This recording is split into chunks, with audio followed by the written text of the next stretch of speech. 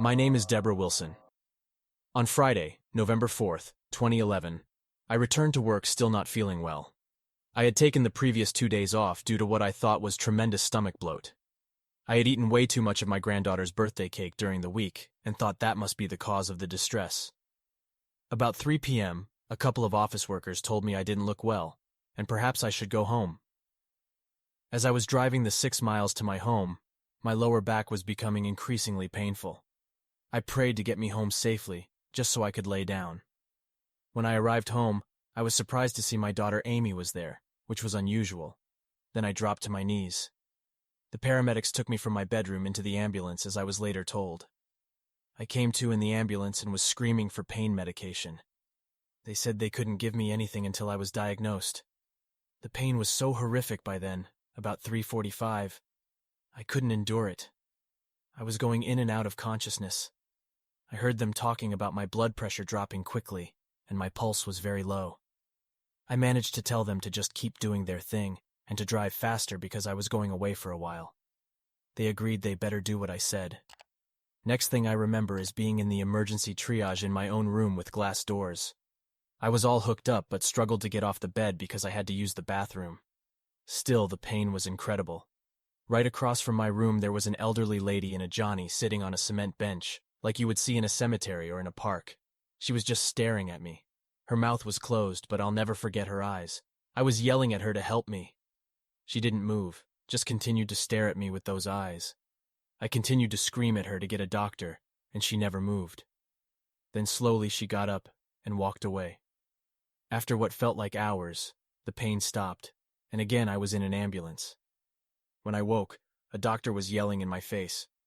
He said I was going into a different hospital because they didn't have the team I needed. I told him he didn't have to yell. I wasn't deaf. He explained I had ruptured an abdominal aortic aneurysm, AAA. I asked him to write it down because I would never remember that. Then I noticed he was on my cell phone. He was talking to my son, Adam. I told him not to scare my kids, to say that I was just going away for a while and to please return my cell phone to my pocketbook. Then the ambulance was filled with operating room nurses and doctors prepping me for what was to come. Months later, my daughter told me that when the technician in the first hospital did an ultrasound and detected the aneurysm, they gave me morphine for the pain. I asked her how she knew that, and she said, "Grace, my granddaughter, and I were with you the whole time." I had no idea they had followed the ambulance. I said, "Okay, and then you must have seen the elderly lady in the Johnny sitting on the cement bench." She laughed and asked what I was talking about. There were only nurses running about frantically. They don't even have cement benches in the emergency room.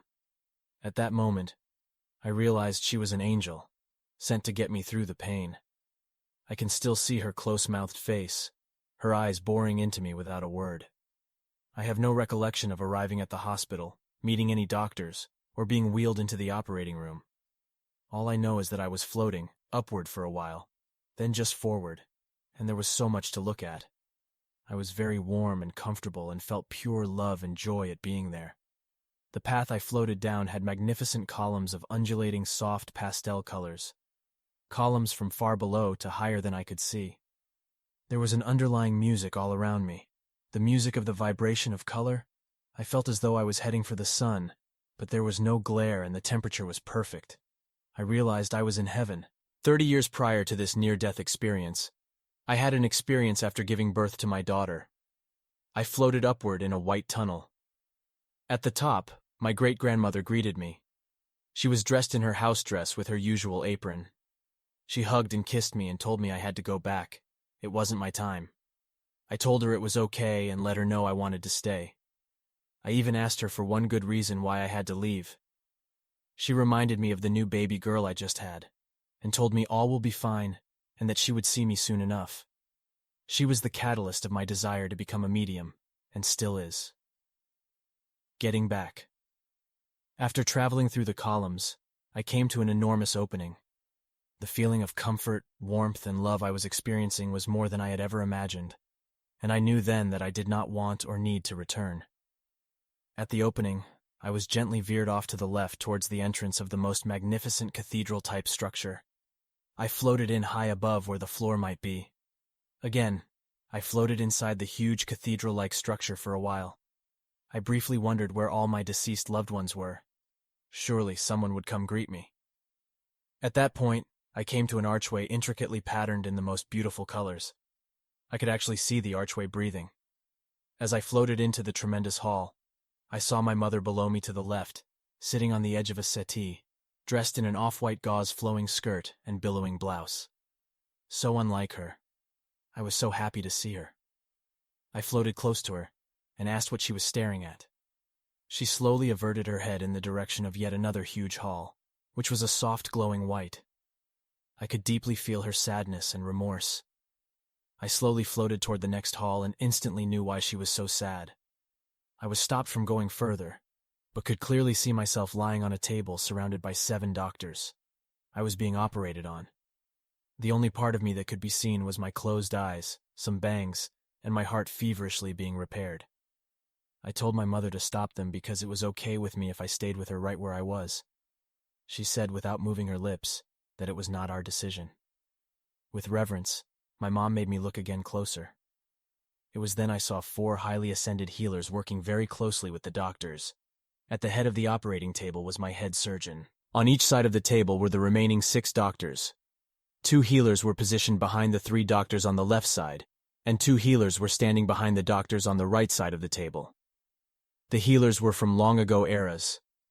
The undulating colors of their gowns were deep purples and greens. Their headdresses were like the Pope's tall, roundish, triangle-shaped mitre, matra. The mitres were very deep red and gold. They were from different parts of the ancient world. I tried to enter the hall and tell them to stop, but I was forced to stop by a very powerful, loving energy. I floated back to be closer to my mother. I told her I understood her sadness. I understood she couldn't keep me there, and she made me understand I would be okay. So we sat together for a very long time. I became overwhelmed by sorrow and regret knowing I had to return. Yet I knew these spirit forces were not to be argued with. As the operation progressed, I could feel the doctors begin to relax. They chatted among themselves and patted each other on the back. My mother had gone. I felt very tired and alone as I entered my earthly consciousness. When I woke about 12 hours later, my nurse welcomed me back. She briefly explained my condition. I asked how much time had I missed, and she told me to forget about it because I would never be able to put the pieces back together again. She didn't know me very well. My physical recovery was long and arduous and not without residual symptoms. I learned I had only one working kidney. I could only see deep purple out of my right eye. My digestive system had to be retrained to eat only certain foods. I couldn't stay awake for more than 4 hours at a time. Emotionally, I was a mess. I was angry that I returned. My surgeon told me he hears that often when people undergo difficult surgeries. I told my family about my trip to heaven. They listened intently, but I felt like I wasn't being heard. So as time passed, I became depressed. I wasn't me anymore. The things I loved to do before I couldn't do anymore. Because my boss decided to let me go after my detour, my finances were a disaster, which added to the chaos I was feeling emotionally. Then I made a deal. Angrily, I told God that if he wants me to be here on earth, then it's up to him to show me the way to endure. He's the one who gave all of us free will, yet he took away my free will when I was in heaven. I was spiritually confused. Every day when I woke, I reminded him that he had to help me. I promised I would be patient and do what I had to do on my part. After a few months, my affairs fell into place in the most unusual ways, from the least likely sources I could ever imagine. Yet I still felt unconnected. Over a year later, a friend had suggested I look into the Greater Boston International Association of Near-Death Studies group. At the first meeting I attended, a man sat across from me who had a glow surrounding him, which was undeniable. I just had to speak with him. After the meeting, I approached him and told him he was singing my song. He clearly knew what I meant and validated all my mixed-up feelings. He had his near-death experiences about 15 years prior and told me I had a ways to go before I felt normal again. He simply said, "Choose life. You already know where you're going to end up."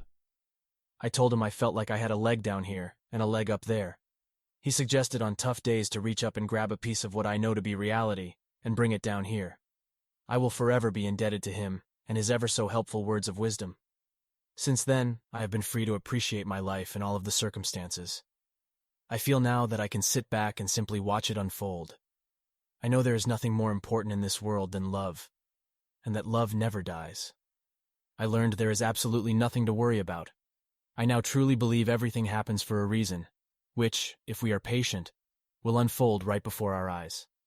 I have truly come to understand the true meaning of faith. Unlike hope, which is always there, faith is based on knowing. As a medium, communicating with spirit for many years, I felt my life wouldn't be changed too much. Yet looking back, I see there are so many changes that have embedded themselves into my soul. My life is calmer and quieter than before my detour. I crave a lot of alone time. I pray more and with focus. There is no control. It truly is an illusion. Now 2 years later, I am living a totally different life spiritually. Hope is always there. It is based on desire, but faith is based on knowing. I choose faith. Watch this near-death experience next about a guy who met Christ and had amazing experience with him. You simply can't afford to miss it. That does it for today's video. Let me know what you thought about it in the comment below.